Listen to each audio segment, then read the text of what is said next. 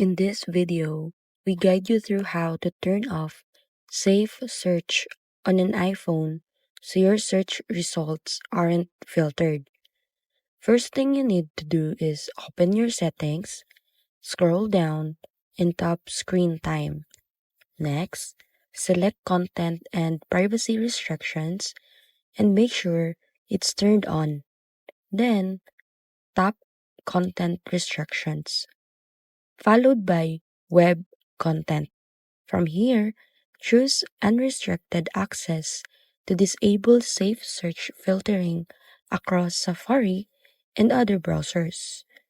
If you're using Google or another search engine, open the browser, go to the search engine settings, and find Safe Search and toggle it off.